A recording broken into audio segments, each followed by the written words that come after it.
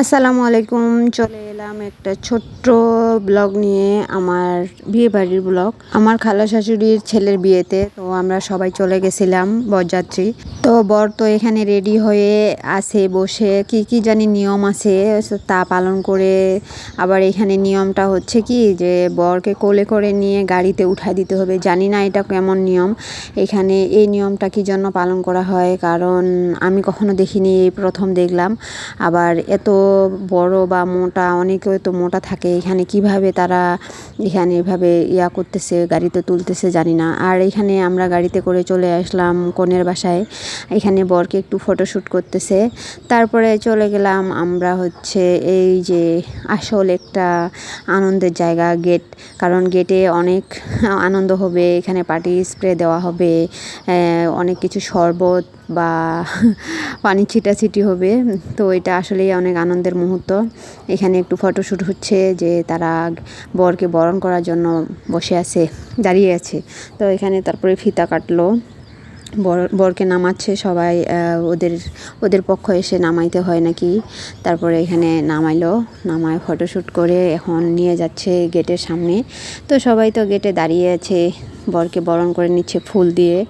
তারপরে শরবত খাওয়াচ্ছে, তো শরবত খাবে, অনেক ফুল টুল ছিটাছিটি হচ্ছে, সবাই ফুল ছিটাচ্ছে।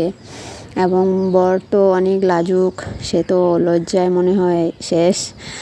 এখানে তখন বর দাঁড়ায় আছে, যে এখানে বর আছে দাঁড়িয়ে শরবত খাওয়ার জন্য। তো এরা হচ্ছে শরবতের মধ্যে কয়েকটা গ্লাস দিয়ে লুকিয়ে রাখছে, কোনটা গ্লাস হবে সেটা ওদেরকে খুঁজে বের করে শরবতটা বের করতে হবে আসলে কোনটা শরবত। তো যেটা পাবে, একটা মরিচ দিয়ে করছে, একটা হলুদ দিয়ে করছে, একটা আর কি অরিজিনাল শরবত দিয়ে করছে। তো যেটা ওরা ধরছে সেটা কিন্তু খেতেই হবে। তো ও তো হলুদের শরবত পেয়েছে, হলুদের শরবত খাইলো প্রথমে, তারপরে আবার অরিজিনাল শরবতও খাওয়াই দিচ্ছে। তো সমস্যা নেই, তারপর তো শরবত পাইছে খাইতে, তো খাইলো। তারপরে এর মধ্যে আবার সবাইকে মিষ্টি মুখ করাচ্ছে, সবাইকে এক এক করে শরবত খাওয়ায়, তারপরে মিষ্টির মুখ করালো। সবাই মিষ্টি মুখ করতেছে। এরপরে এখানে ফিতা কাটানো হবে। এই যে শুরু হইলো আমাদের পার্টি স্প্রে দেওয়া, মানে কি ভাই, আর বর তো দাঁড়িয়ে আছে, কি ভাই বর, তুই কি একটু সরে যাইতে পারিস নি, একটু তো সরে যা, ওরা একটু দেওয়া শেষ করুক, তারপরে না হয় সামনে আয়। ও সেখানে সুন্দর করে শুধু দাঁড়িয়ে আছে।